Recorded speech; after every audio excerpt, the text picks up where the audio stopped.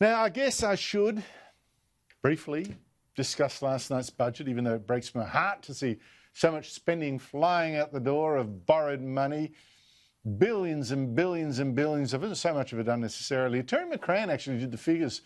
Last night, the Morrison government promised to spend on every one of us $26,000 for every single person, man, woman and child, just for this year alone. Money from where? Someone else has got to earn that $26,000 a head.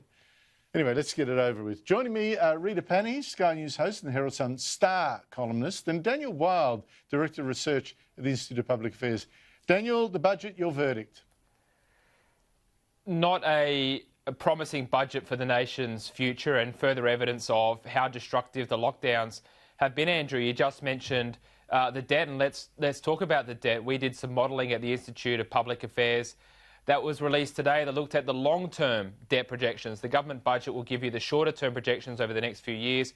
We looked at what's going to happen over the next few decades, and what we estimated was that total debt is likely to peak in the year 2045 at $2.05 trillion. Now, to put that into context, Andrew, Australia's entire gross domestic product at the moment is just $1.9 trillion.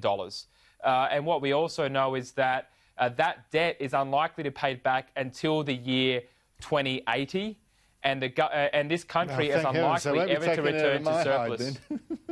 Yes. I won't be around to have to pay for this but thing. That's the point. This is one of the crimes, though, isn't it, Rita? Because it is money that we have robbed from future generations. Well, we've got children and they'll be paying for it for decades. This is akin to borrowing money off your credit card to go and invest in the share market in the hopes that the shares will boom and you'll somehow justify that expenditure. It is mad, but they've got themselves into this hole. So once you impose the sort of restrictions they've imposed and cause a recession they have caused, that's what you got. You have to take drastic action, which is what they've done.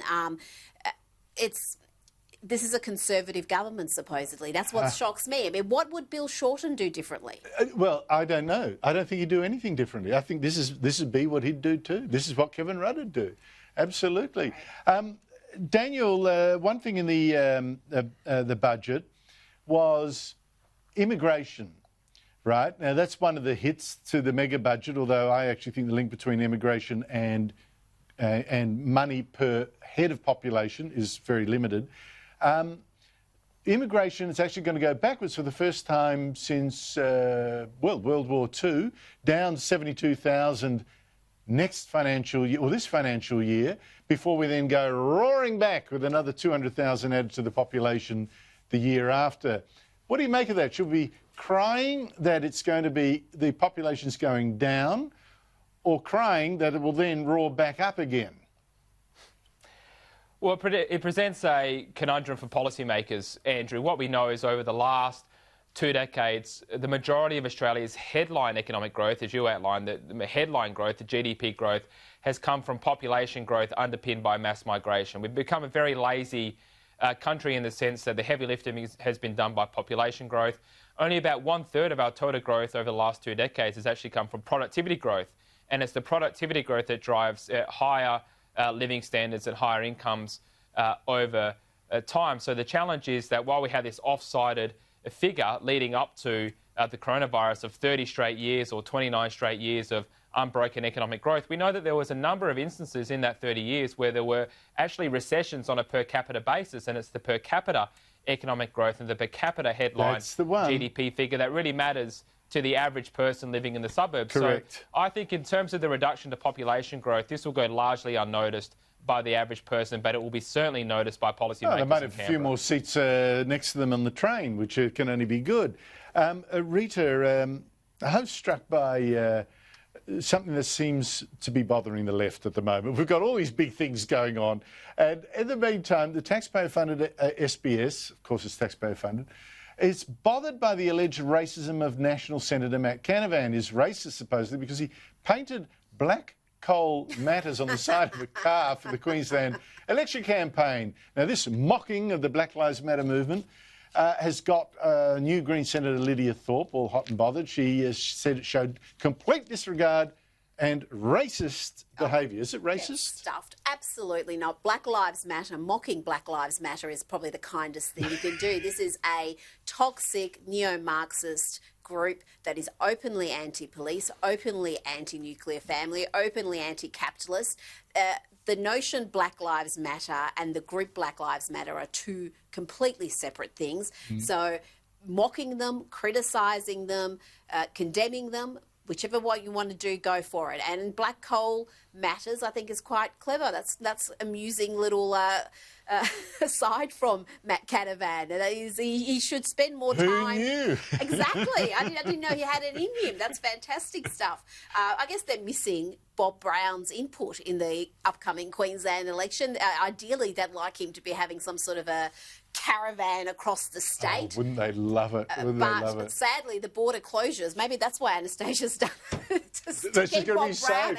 But Daniel, you know, speaking of racist behaviour, I mean, there's Lydia Thorpe of the Greens saying it's racist to make jokes of Black Lives Matter, like, you know, suddenly we've got a new a blasphemy law. You know, you can laugh at the Christians, but you can't laugh at Black Lives Matter movement. But speaking of racist behaviour, isn't it this Green senator playing racist politics when she was sworn in yesterday as a senator, supposedly for all Victorians, but gave a Black Power salute instead? What do you make of that gesture?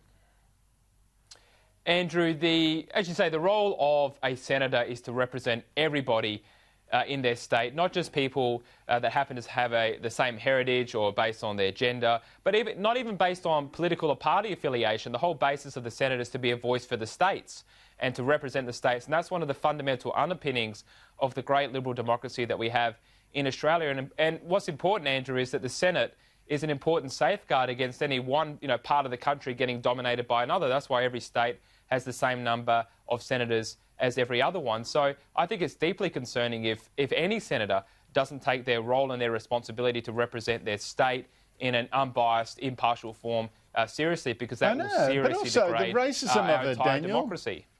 But also the racism, you know, Reid, if someone came in and gave the white power a salute, really? She's said some truly wacky stuff. I mean, far worse than the little symbolism, and it's all theatre for these people. It's just theatrics instead of substance. But you know what? It will be celebrated. People should be a heroine. Oh, there'll be more fluff pieces done about how courageous it was when every single popular culture institution or media institution is pretty much got your back when you do something like that. So I don't know exactly what's courageous about it. On this program is probably the only place you're going to hear any criticism of it. But to me, it's basically attention-seeking. So I'd rather not even talk it's even more. It. Well, it's even more because I think, to be perfectly frank, I think, well, she's actually campaigned, vote to put the first Aboriginal, first it was in Victoria, in the Victorian Parliament. She crusaded, she campaigned, making race front and centre. Like it was, why don't you adopt an Aboriginal and put them in Parliament? It's just ridiculous. People who are obsessed. Without that, what has she got? Well, exactly. It's this obsession with race, seeing everything through the filter it's just of so race. tiresome. Well, it's not only tiresome, it's really destructive. It's worked for her. Oh, well, I might be a bit too dark to try that sort of thing. Did I go too far? Oh, I don't know. These days you can never tell. Rita Pani, Daniel Wild, thank you so much indeed for your time. Pleasure. Thanks, Andrew.